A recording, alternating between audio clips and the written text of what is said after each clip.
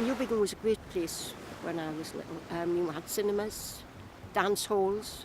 And then if you went to Ashington, you had another 2 dance halls, you had another 5 cinemas, I think it was 5 cinemas.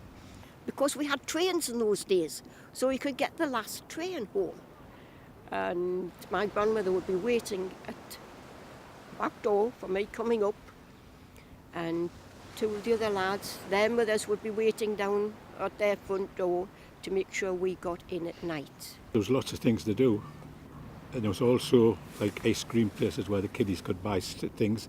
There was loads of shops, and you could buy like what you remember is like the blow-up balls, Beach balls. beach balls, and buckets and spades, things like that. And you could spend all day doing that and hire your tents and your windshield, you know.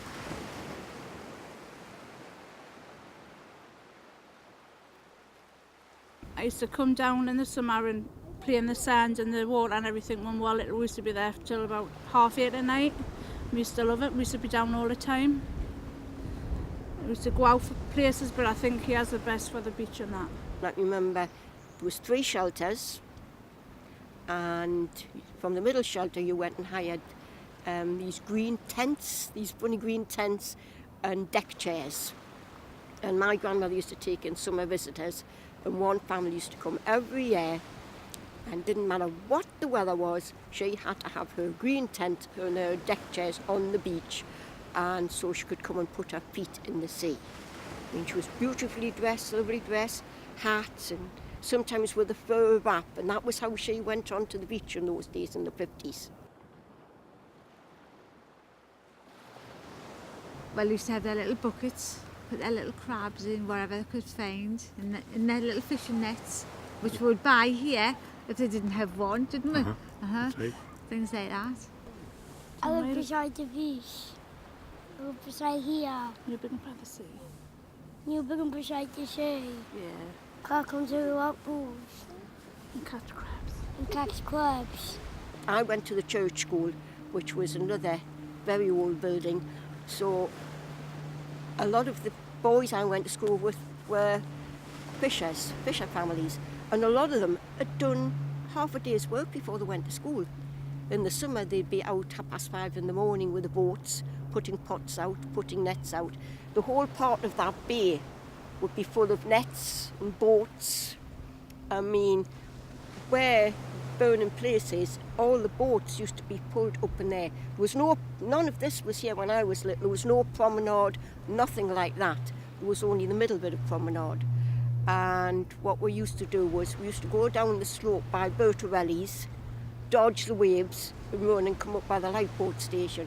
I think I got wet once. It was a really good beach and it was well kept. And a lot of things in Newbiggin for people to do. And a lot. You had your lifeboat day, you had your church fair and that. You I mean, had they've still got them now, but in my day it was a lot bigger. I don't know if it was because I was littler and it seemed a lot bigger, but The Newbiggin street fair, what they used to have on years I had ago street as well. fair on and that. And what was that street fair like? Great. Good, really good. But they stopped that was about 7 years ago. Aye. Through You used to have like well-known names come, like Singers Waddy and that. Waddy and stuff like that come down, you know. So obviously they good. weren't in the heyday then, but you know what I mean. It was quite good. Fishing. Oh. Like being a fishing Yeah. port, like Samble. Amble was a fishing, this was mostly a fishing place, you know, which they still do a bit fishing, I suppose, but not big as what it used to be, you know. But when I was little, every summer it used to be crowded, you know, with people like from the caravan parks and stuff like that. Bertorelli's has been there for years, you know, years. I can remember when I was little, riding on the little zebra, and it's hanging What on the was wall that? in the shop now. that old arcade place that used to be there for years. Nobles used to be there, and that's it's a nice little village, you know, nice.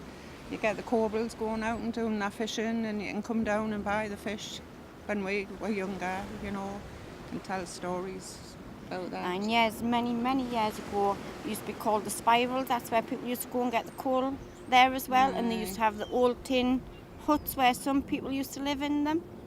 That was fun. Certain time of the year, about August, everybody used to go mackerel fishing, and you'd get 12, 20 on a line. And my grandmother used to send me up with a basin and threepence or sixpence, get a bowl of mackerel, and used to go. That's what you used to do, buy the mackerel. And people used to sell crabs and lobsters and everything from their front doorstep on the main street.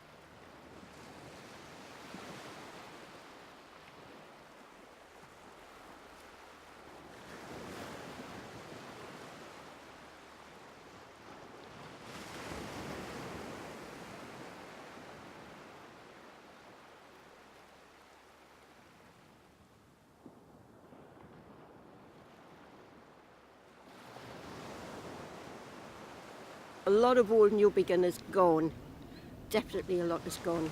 The original, what you call sandwich, there's what you call old sandwich and new sandwich. Old sandwich was knocked down, and my mother told me the plaster had been bound with human and horse hair when it was knocked down. And there was also a rumour that a skeleton had been found with a spearhead on her back, and it was believed to date back to Viking times because the name Newbiggin is a new beginning. It's still never been proved that the original name was South Warwick. And I said, well, if this is South Warwick, where is North Warwick? And I believe that is Allenmouth. Warwick was an obscure Saxon saint. So Newbiggin sort of like regrew from the Viking destruction. But Newbiggin was part of Woodhorn. And Woodhorn is what you call a baronial manor.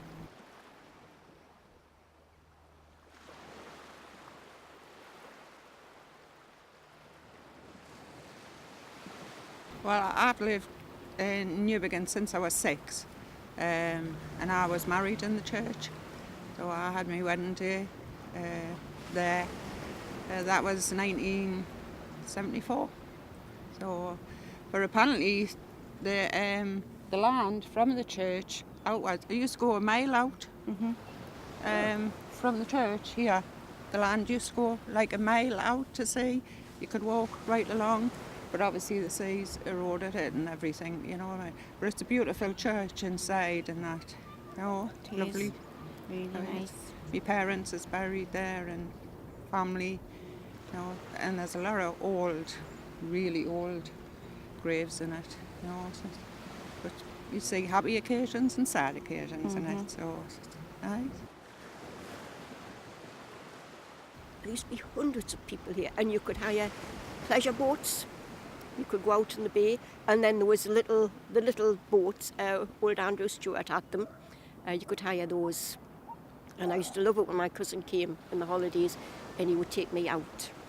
I remember when my kids won the fancy dress on the beach when they were little at the church fair. You know, that was a day for me. One was a beefeater, and the other one was a Little Red Riding Hood, a girl and a boy. The beefeater come first, and she come second with Little Red Riding Hood. And that was quite a nice day, actually. I used to work for the gas board, and if I'd had a job up here, with having our lunch, we used to stop, get some fish and chips or a sandwich, and we used to sit overlooking the sea. I mean, didn't tell anybody that because I was there. But that was about, that would be 15, 20 years ago. We used to come here, but I say, it used to be pleasant sitting overlooking the sea and having your dinner, you know, fish and chips. Like I said before, I like fish and chips. But I don't like fishing. I just like the place. Just nice. It's just friendly again. Just we're nice people. Just mind. It's like everywhere else. You have your bad side, you have your good sides, you know. So, but I love it, mate. I wouldn't move away. No, neither would I.